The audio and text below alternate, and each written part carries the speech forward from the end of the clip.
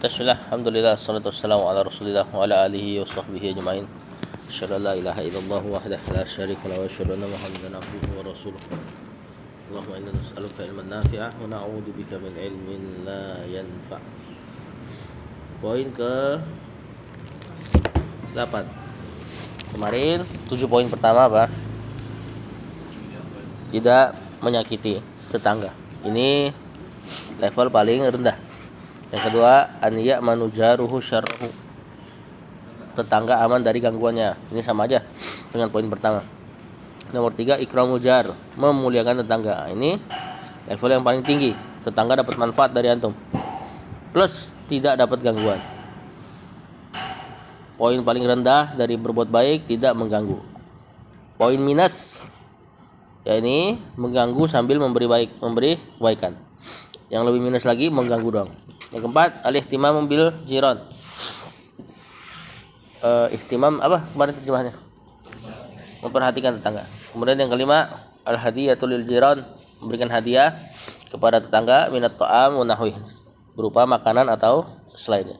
Kemudian yang keenam, ikramul jar al-aqrab fal aqrab, memuliakan tamu yang terdekat, kemudian yang terdekat setelahnya, dan seterusnya. Terdekat apanya? Pintunya. Kemudian yang ketujuh, ada yang ketujuh?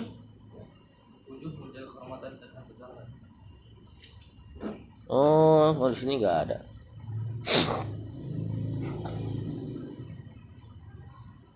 Oh, di PDF nggak ada ya? Oh iya. Berarti sekarang masuk 7 kemarin menjaga kehormatan ya? Yang kemarin hadisnya menzinai tetangga lebih buruk daripada 10 orang asing. Yang ke-8, ida'ul labani lil jari.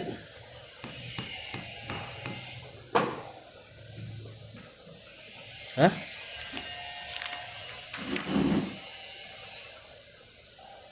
Yang keenamnya beda berarti tadi. Yang keenam apa?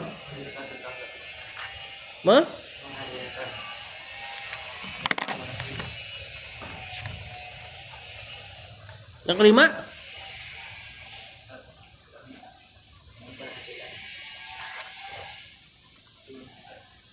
itu yang keempat di sini.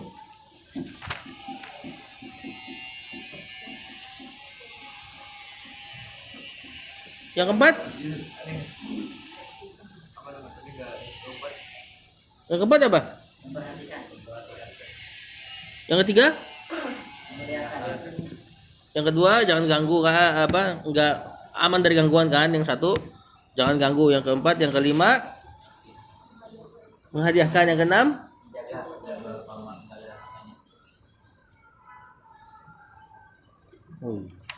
yang ketujuh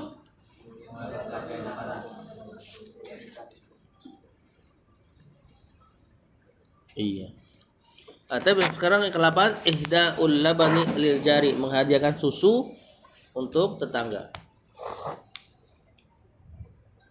Fi sahihain an Urwah an Aisyah annaha qalat li Urwah. Aisyah berkata kepada Urwah ibnu ukhti. Urwah bin Zubair ini anaknya kakaknya Aisyah yang bernama Asma. Asma ini istrinya Zubair bin Awam, salah satu dari 10 yang dijamin masuk surga dalam satu redaksi. Kemudian dia mengatakan, in kunna lananzuru ilal hilal, tatkala kami melihat hilal, sungguh kami benar-benar melihat hilal. Sumal hilali salasata ahilatin, kemudian hilal sampai kami lihat 3 kali. Fi syahraini, dalam 2 bulan. Wa ma uqidat fi abiyati Rasulullah sallallahu alaihi wasallam narun, sementara tidak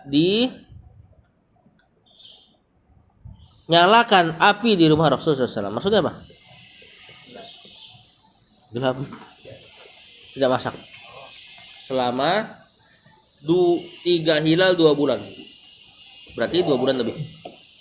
Rasulullah SAW pernah seperti ini keadaannya. 2 bulan lebih tidak masak. Terus makan apa dong? Makan kurma dan air saja.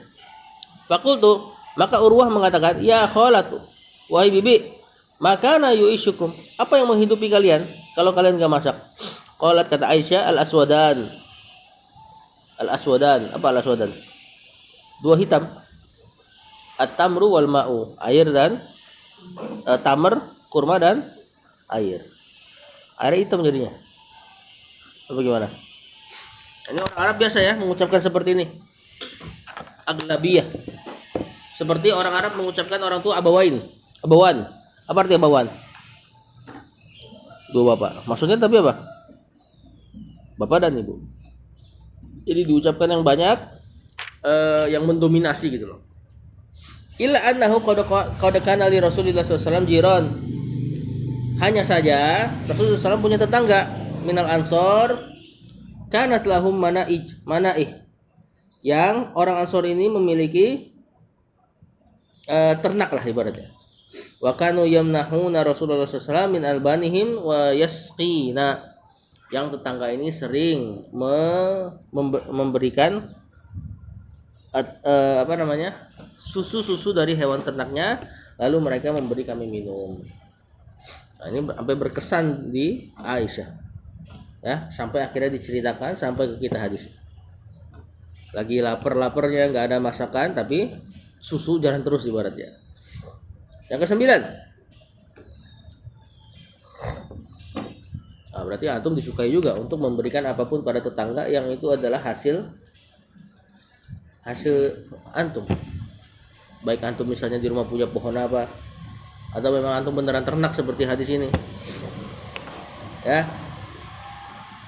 Ternak topan. Yang kesembilan, ada muhtikori hadiyatil jari wa in kanat yasiratan. Tidak boleh merendahkan hadiah tetangga walaupun hal yang remeh. Tahu remeh ya? Receh.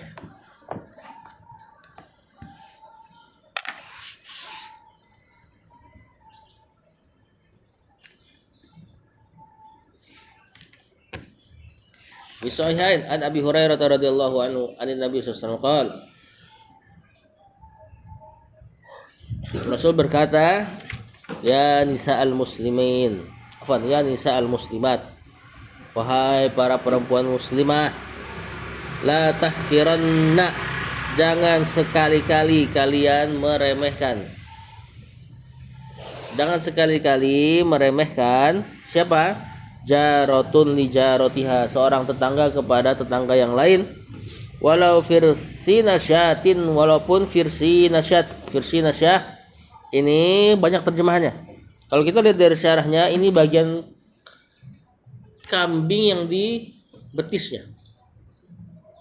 Tahu betis kambing enggak? Bagian yang sebelum telapak. Sebagian terjemahan kitab-kitab kuku kambing. Kalau kuku kambing Allah kayaknya nggak bisa dimakan. Ya, ini yang kaki depan ini nih, yang biasanya dibakar. Kalau orang dapat kurban tuh kaki dibakar langsung sama bulu-bulunya. Benar nggak? Nanti habis dibakar baru dipotek-potekin, daging kecil, dagingnya dikit. Nah, kata Rasulullah SAW begitu. Wahai perempuan muslimat, janganlah seorang tetangga meremehkan. Pakai taukid nih, janganlah sekali-kali meremehkan seorang tetangga kepada tetangga yang lain, kalau walaupun yang diberikan adalah betis kambing.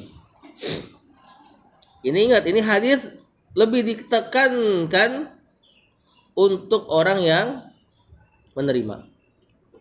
Kalau yang ngasih ya boleh juga lah pakai hadis ini. Cuma sebisa mungkin yang ngasih jangan berdalil dengan ini. Ya. Sebisa mungkin kasih yang lebih. Nah, kalau yang nerima dapatnya hal-hal seperti itu, kalau di kita apa misalnya? Yang receh. Jeroan mantep. Enggak lah, itu mantep itu. Hah? Apa ya misalnya?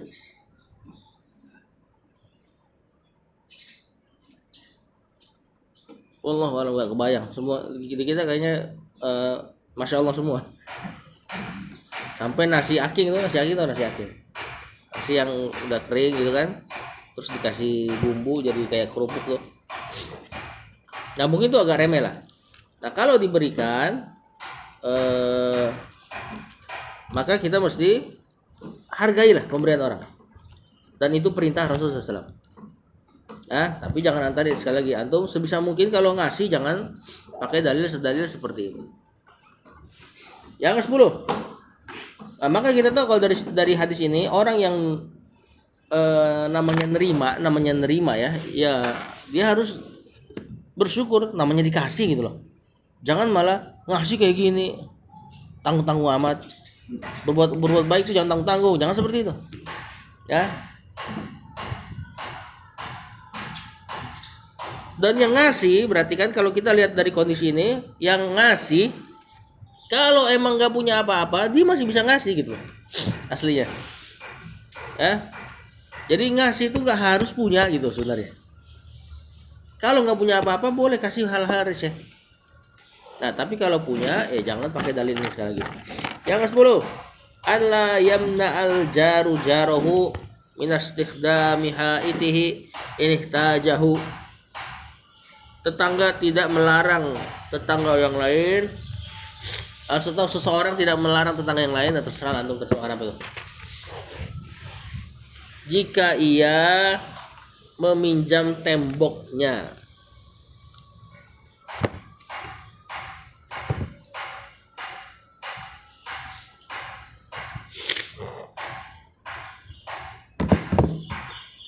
Gimana maksud meminjam temboknya?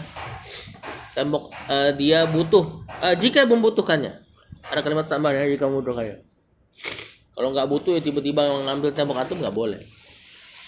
Maksudnya kalau butuh misalnya dia mau benerin sesuatu di rumahnya, nggak mungkin kecuali dia naikin tembok antum. Nggak mungkin ini nggak tembok doang ya, nanti melebar kemana? Genteng.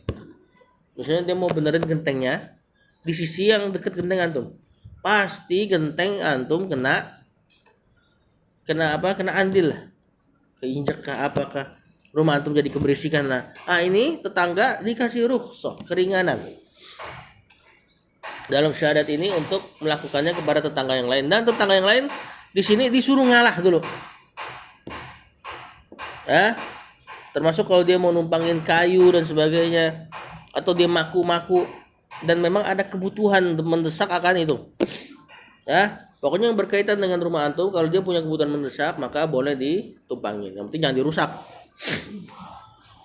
Harus diridoin. Dan nanti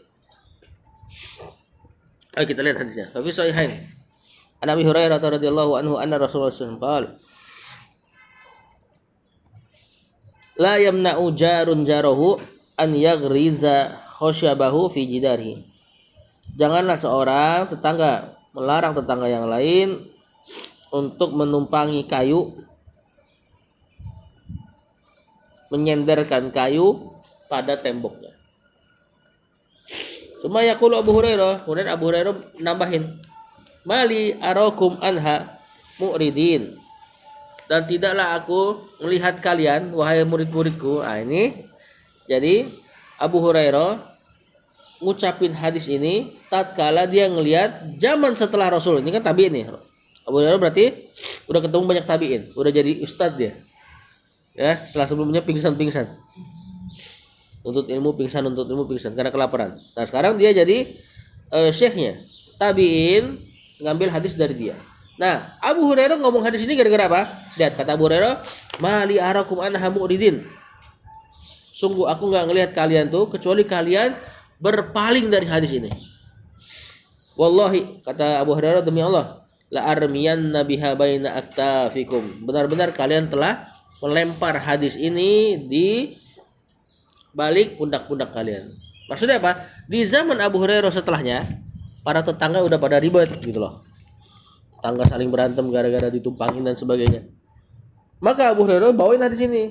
Rasul tuh bilang kayak gini, janganlah tetangga saling menghalangi tetangga yang lainnya jika ingin menyenderkan kayu pada temboknya. Jadi zaman Abu Hurairah hubungan muamalah sudah mulai bergeser. Zaman tabi'in sampai dia mengucapin hadis ini. Apalagi zaman sekarang. Ya, lebih parah lagi tentunya, apalagi di komplek. Yang ke-11.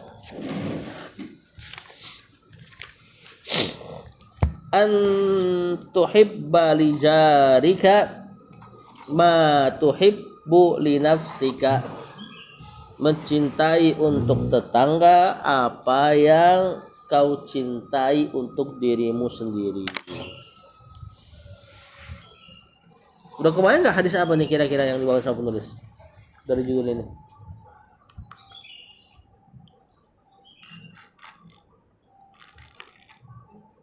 Coba debak. An tuhibba li jarika ma tuhibbu li nafsika.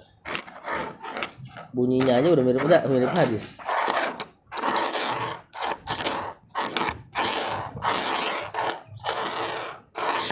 Apa hadis apa? Iya betul. Rawi Muslim fi sahih an Anas bin Malik radhiyallahu anhu anin Nabi sallallahu alaihi wasallam qala la yu'minu ahadukum hatta yuhibba li akhihi aw qala li jarihi ma yuhibbu li nafsihi. Jadi ada dua riwayat situ.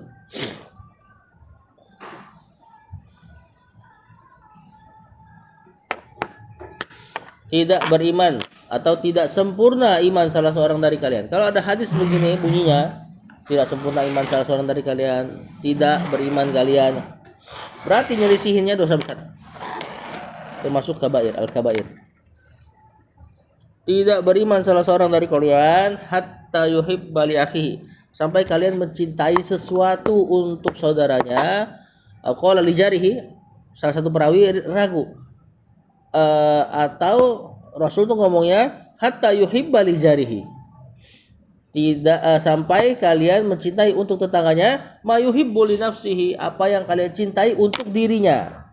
Jadi hadisnya gitu artinya, bukan tidak beriman salah seorang dari kalian sampai kalian mencintai saudaranya apa yang kalian cintai sebagaimana kalian mencintai diri sendiri, bukan itu. Paham nggak bedanya? Tidak beriman salah seorang dari kalian sampai kalian mencintai saudaranya seperti kalian mencintai diri kalian sendiri, bukan seperti itu hadisnya.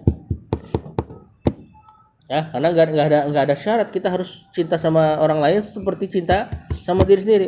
Nggak ada, pasti kita harus lebih tinggi mencintai diri sendiri. Ini tidak beriman salah seorang dari kalian sampai kalian mencintai sesuatu untuk saudara kalian sebagaimana kalian cinta kalau sesuatu itu ada pada diri kalian, gitu loh. Nah, ini zat lainnya, eksternalnya. Kalau antum suka hal itu antum dapat, maka sukai juga untuk hal itu ada pada saudara yang lain. Contoh. Nanti hal baik terbagi jadi dua. Ada yang mutlak, ada yang muqayyad. Yang mutlak amal soleh. Antum suka amal soleh? Suka. Maka cintai juga amal soleh ada pada teman antum. Gitu loh. Ini yang mutlak nih. Udah mutlak pasti baik. Ini hadis ini kebalikannya apa? Berarti kan juga sama. Antum tidak beriman dengan sempurna sampai antum membenci sesuatu yang ada pada diri antum. Antum benci juga kalau sesuatu itu ada pada diri orang lain. Misal, bebel, hafalan nggak naik-naik. Antum benci nggak ada pada diri antum itu? Maka benci juga kalau bebel itu ada pada teman antum. Jangan malah yes. Ya, biarin tuh dia nggak nyetor tuh. Dih, kok ketopat sih? Ilmu itu buat diri sendiri, saudara. Jangan dilempar ke orang. Ya. Nah, maka antum harus benci keadaan itu ada di teman antum. Ninggalin sholat, antum benci untuk ninggalin sholat. Ya, maka harus benci juga ninggalin sholat ada pada diri teman antum. Jangan malah biarin aja dia tidur, biar kena push up jadi 50, tangan pegel-pegel. Padahal antum juga benci kalau seandainya antum yang ketiduran terus gak dibangunin gitu kan. Ini yang mutlak, kebaikan dan keburukan yang mutlak. Mutlak itu maksudnya udah pasti baik, udah pasti buruk. Nah, ada yang muqayyad. Muqayyad itu lawannya mutlak. Yang dia masih relatif baik, relatif di antum, bisa jadi nggak baik di orang. Misal duit. Antum senang duit? Insyaallah senang. Ya. Antum cinta sama duit kalau duit ada pada antum. Ada beberapa orang kalau pegang duit maksiat. Benar gak? Nah, kalau antum melihat ini orang kayaknya kalau dikasih duit maksiat ya, maka jangan cintain keadaan si duit ada pada dia. Apalagi misalnya, ya ini perkara-perkara dunia deh. yang bisa cenderung baik, bisa cenderung enggak. Keburukan sakit misalnya. Antum suka sakit? Enggak. Tapi ada sakit yang di seseorang, dengan sakitnya itu dia tobat. Kalau sehat nongkrong baik misalnya. Ya. Nongkrong di tempat-tempat buruk. Diskotik misalnya. Enggak ada kan di antara antum? Nah, antum harus tidak sukai sehatnya dia tuh. Berarti sukai sakitnya dia. Mending sakit dia tuh orang. Nah, ini kalau antum punya perasaan seperti ini di antara tanda sempurnanya iman. Ya. Untuk ikhwah ya, untuk saudara, atau di riwayat lain tadi untuk tetangga. Nah, berarti misalnya tadi antum nggak suka diganggu dengan suara-suara keras, benar? Maka jangan bikin suara-suara keras yang akhirnya mengganggu tetangga antum. Banyak lagi deh, antum nggak suka tetangga antum taruh motor sembarangan, maka antum juga jangan taruh motor sembarangan yang akhirnya mengganggu tetangga antum. Antum suka kalau rumah antum bersih dari daun-daunan kering, maka antum harus sukai juga keadaan bersih tersebut ada di rumah tetangga. Jangan antum suka bersih ya kan, sapuin, oh tetangga gue sukanya kotor, jebret misalnya. Di sampahnya ditaruh di samping, tentu nggak boleh. Termasuk tikus. Suka nggak tikus? Jangan pelihara kucing buat ngusir tikus. Kemana tikusnya kau pergi? Kemana tikus pergi kalau antum pelihara kucing? Rumah tetangga. Bener gak? Terus gimana caranya? Bunuh tetangganya, tikusnya tentunya. Hah? Kalau bunuh tikus? Ya, tikus boleh dibunuh. Beli tembakan. Senapan angin. Ya, orang dengar sendiri Ustaz Firanda bilang, di antara sunnah hari ini main senapan. Main tembakan. Ya. Anda dengar sendiri dia bilang kayak gitu. Jadi dia mengkritik beberapa ustadz yang posting main panahan. Yang diposting panahannya pas doang. Kalau nggak pas nggak diposting videonya. Sementara ustadz tersebut kontaknya wali santri, ada yang perempuan, ada yang ini. Kata dia ngapain posting main panahan. Hari ini sunnahnya tuh main tembakan kata dia. Boleh nggak punya tembakan antum? Nah, hati-hati mainnya ya.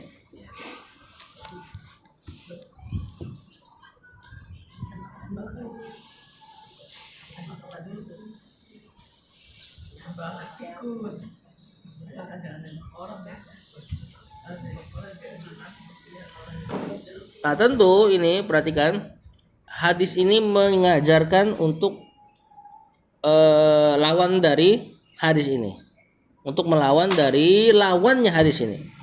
Sikap ini, cinta terhadap sesuatu yang antum cintai pada diri antum sendiri, ini kan melawan untuk antum bersikap antum benci ada sesuatu yang seperti nikmat ada pada dia. Misalnya tetangga beli AC baru, benci. Tetangga beli motor baru, benci. Nah, sifat apa namanya? Iri, hasad. Berarti hadis ini untuk melawan hasad. Gimana obatnya hasad? Cintai apa yang ada pada dia. Nah, coba tuh dicintain tuh.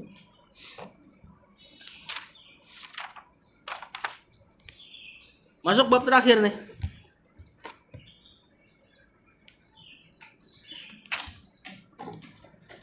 Adabul ikhwah, ini panjang nih. Adab bersama ikhwah. Kalau disebut ikhwah dalam syariat Islam, apa artinya? Saudara umat. Saudara seagama, betul. Saudara seiman. Karena kalau saudara kandung mesti pakai al-akhus syaqiq. Ada naatnya di akhnya. Atau enggak pakai rohim. Atau enggak pakai qorib kuroba. Kalau disebut ikhwah, saudara seiman. Kalau di Indonesia kan kata saudara bisa saudara kerabat, bisa juga saudara seagama, bahkan saudara kepada kafir. Ya, wahai saudaraku sesama manusia yang semoga Allah muliakan. Ini kan bisa kena ke kafir juga kan? Nah, Anda pernah terjebakkan kata itu dengan bahasa Arab, tapi Anda tujukan ke orang kafir. Syekh Anda yang tahu makna ikhwahnya untuk kaum muslimin, dia ngomel dia. Untuk orang kafir nggak boleh pakai ikhwah katanya. Ya, jadi ini kalau dalam syariat kita al-ikhwah untuk kaum muslimin saja. Nah, ini berarti adab yang paling luas nih. Makanya sampai 20 poin ini. Adab yang paling sempit, yang paling antum utamakan untuk berbuat baik sesama manusia, orang tua. Karena Allah gandengkan orang tua birrul walidain dengan tauhid, ya kan? Wa'budullaha wa la yusyriku wa la tusyriku bi syai'a wa bil walidaini ihsana. Tauhid, bakti. Dan bayangin tuh, ada hubungan manusia yang digandeng dengan tauhid, berarti itu paling penting. Kemudian setelah itu rahim kemarin. Kalau sudah bisa berbakti baru berbuat baik kepada rahim. Kemudian tetangga. Nah, ini yang paling luas nih. Ya, yang paling terakhir antum harus berbuat baik adalah al-ikhwah. Jadi yang paling pertama orang tua, kemudian kerabat, kemudian tetangga, kemudian al-ikhwah secara umum. Mau dekat, mau jauh. Yang pertama husnul khuluq.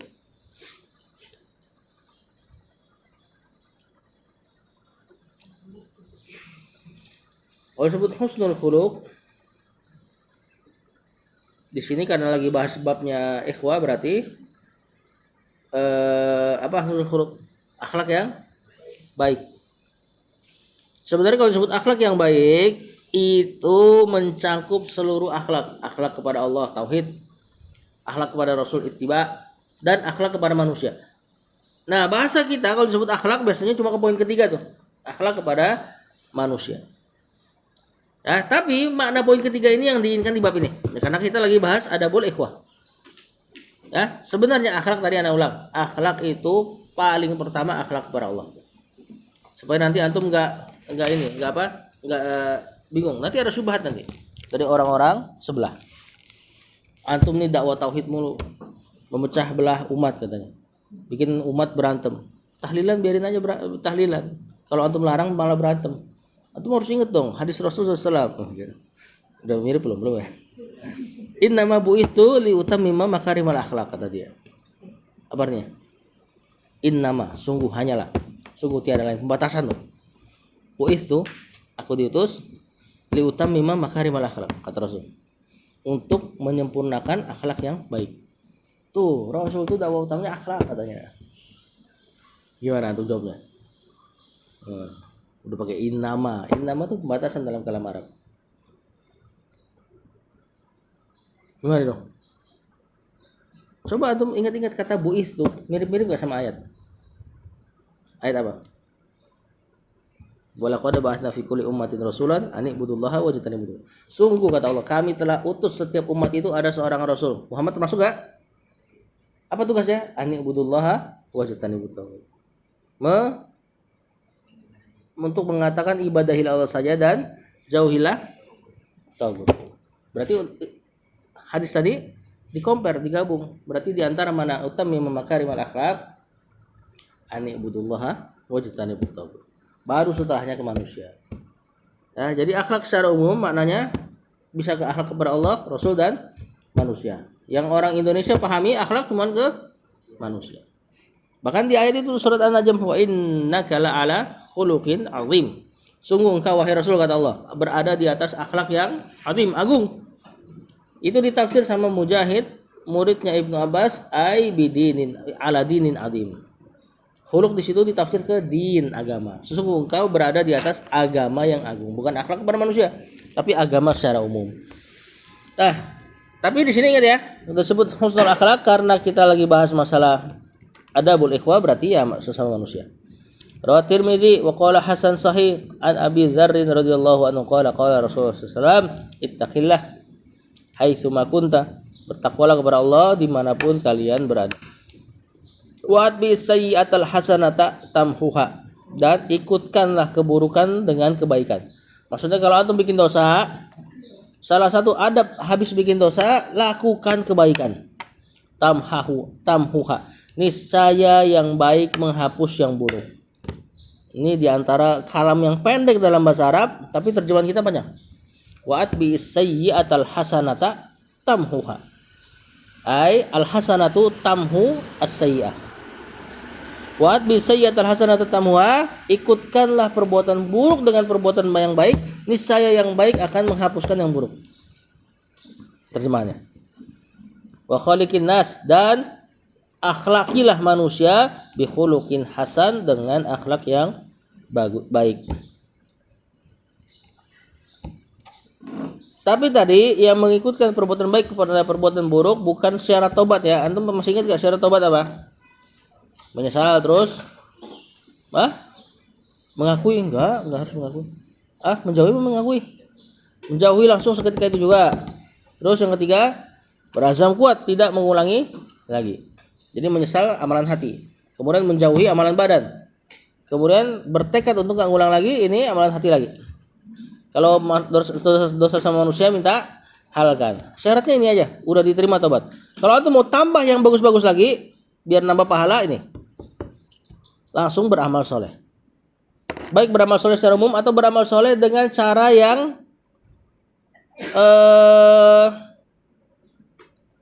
sejenis dengan dosa tersebut. Misal antum melakukan dosa maling, pastikan antum harus menyesal, berazam kuat untuk gak ngulangin lagi, dan ninggalin sikap maling tersebut. Seketika itu juga, itu duit langsung dikembalikan, dan itu berarti minta dihalalkan kan.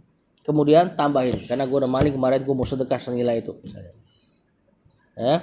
Atau lebih lagi, atau mungkin amal soleh secara umum, karena gue udah maling kemarin ngambil duit, insyaallah hari ini gue bakal sholat sunnah full misalnya, dan seterusnya. Riwayat Tirmidzi wa hasanahu al-Bazzar. Riwayat Al-Imam Tirmidzi, masih di poin pertama. An Abi Darda qala sami'tu Nabi sallallahu alaihi wasallam. Aku mendengar Nabi sallallahu alaihi wasallam yaqul, berkata, "Ma min syai'in yudau fil mizan." Tidaklah ada sesuatu yang diletakkan di mizan athqalu min husnil khuluq, yang lebih berat daripada husnul khuluq. Jadi di antara amalan yang berat nanti adalah akhlak yang baik. Wa inna sahiba husnil khuluq la yablughu bihi darajata shaimis wa shaum darajata sahibis shaumi was shalah. Karena orang yang berakhlak baik melampaui derajat orang yang siangnya puasa dan malamnya sholat malam. Nah, terus gimana dengan la ilaha illallah? Bukankah ada hadis satu kartu la ilaha illallah ditaruh di timbangan dosa yang 70 apa 100 buku tuh, lalu kalah berat dengan satu kartu la ilaha illallah. Sedangkan hadis ini mengatakan tidak ada sesuatu yang ditaruh di mizan yang lebih berat daripada akhlak yang baik. Akhlak kepada Allah lagi masuk di sini. Kalau la ilaha illallah gampang kita compare-nya. Setelah la ilaha illallah baru akhlak-akhlak yang baik, itu diantara yang berat timbangannya, melebihi timbangan sholat malam dan puasa di siang hari. Kenapa? Karena akhlak yang baik itu mutaaddi. Mutaaddi itu apa? Ngefeknya ke orang lain. Bener gak? Sholat, puasa efeknya kemana? Diri antum sendiri. Seperti fi'il gak punya maf'ulun bih. Ya, adapun akhlak baik fi'il mutaaddi, fi'il yang nyari maf'ul bih. Ya, termasuk akhlak yang baik karena mutaaddi ke orang lain adalah dakwah. Makanya antum jangan berkecil hati. Belajar nih belum ada ini. Nanti belajar antum akan berdakwah. Nah, berdakwah diantara husnul khuluq. Pekerjaan paling mulia, pekerjaannya orang paling mulia. Maka jangan sampai antum ada bingung tuh, beberapa santri itu ditanya pengen jadinya apa? Enggak jadi ustadz. Ya, kalau bisa jadi ustadz, jadi guru. Kalau lah ada pekerjaan yang lebih baik, misalnya pemadam kebakaran, misalnya pemadam kebakaran adalah pekerjaan yang baik, pasti Allah pilih itu pekerjaan buat Rasul. Bener gak? Orang Rasul manusia terbaik, dipilihin kerjaan yang terbaik.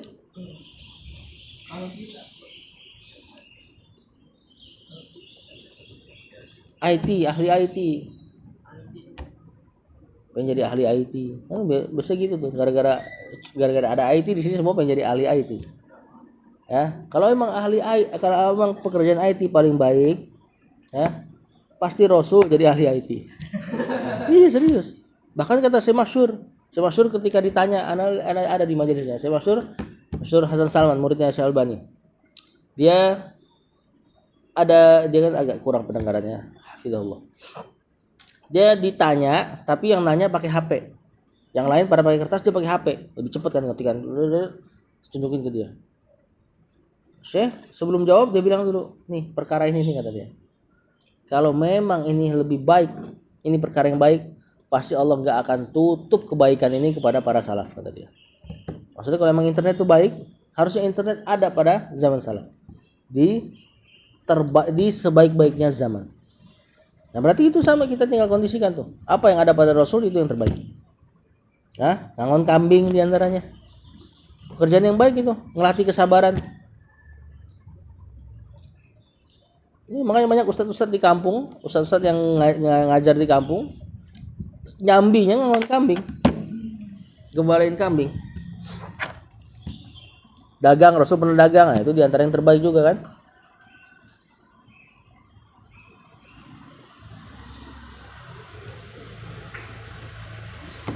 Yang kedua,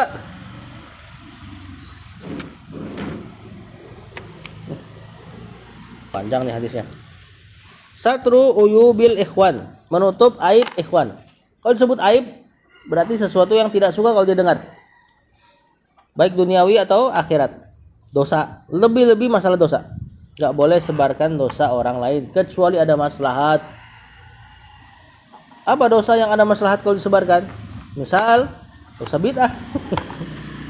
Ahlul bid'ah harus kita terangkan kebid'ahannya. Kalau memang bid'ahnya tersebar, maka harus disebarkan bahwasanya dia ahlul bid'ah. Ini bukan dalam rangka jatuhin dia, dalam rangka kasihan kepada kaum muslimin kalau ikutin dia. Benar gak? Ada maslahat gak? Nah, ada maslahat. Seperti ahlul hadis mengatakan fulan matruk, fulan ditinggalkan hadisnya, fulan majhul, fulan gak dikenal, fulan kadzab, ya? Fulan tukang bohong. Itu aib gak kalau disebarin di bahasa kita nih hari-hari nih? Bisa ada ngomong gitu. Atau tiba-tiba ngomong topan kadzab, topan su'ul hifz misalnya. Iya benar, itu lafaz-lafaz ahli hadis tuh, su'ul hifz, buruk hafalan. Kenapa mereka bisa kayak gitu? Mereka seutama-utama manusia loh, ahlul hadis.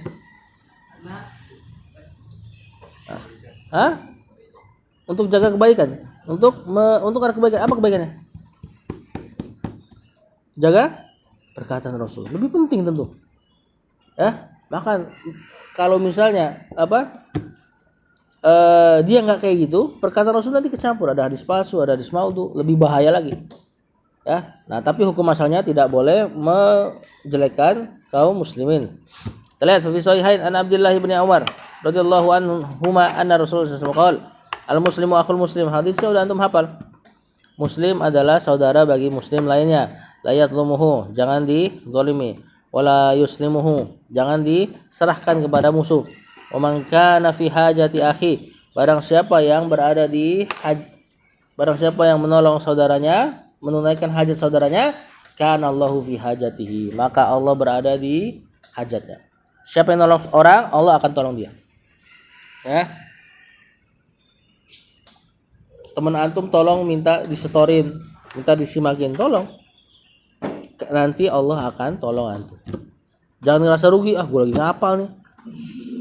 Bisa jadi misalnya antum ngapal tanpa disimakin orang, bacaan ke 50 antum baru hafal. Lalu datang topan, minta simakin. Gue lagi mau ngapal nih, belum 50 nih.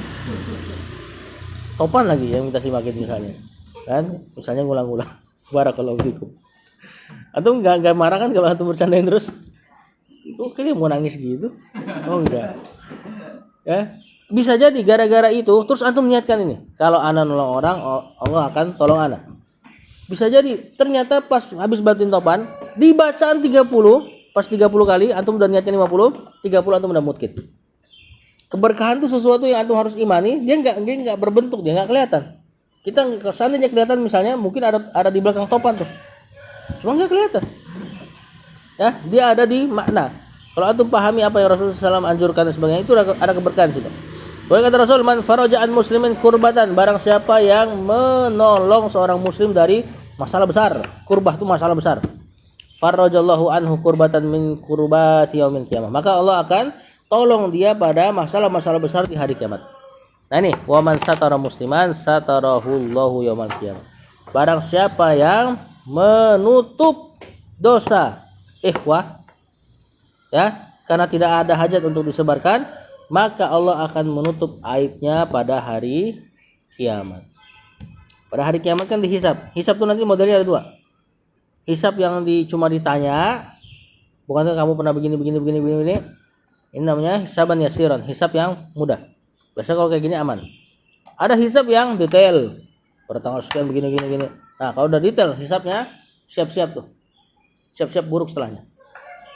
Dan hisab nanti ada yang disadar, ditutup. Pas Allah hisab antum, Allah tutup, nggak ada yang dengar. Dan nanti ada hisab yang Allah perdengarkan ke semuanya. Nah ini kalau misalnya kita suka jembarin aib orang, nanti Allah akan sebarkan ketika antum dihisab. Bukankah antum pada tanggal sekian, bulan sekian, di kamar sendirian pernah melakukan ini, orang lain dengar. Bayangin tuh, malunya kayak apa tuh. Ya, perasaan malu ketika hisab itu azab juga tuh. Nah, yang dengar orang tua kita, yang dengar ternyata anak istri kita. Naudzubillah. Nah, makanya jangan sampai suka buka aib orang tanpa hajat. Jadi kalau ada hajat boleh, lul bid'ah, ya. Atau hajat misalnya tukang utang.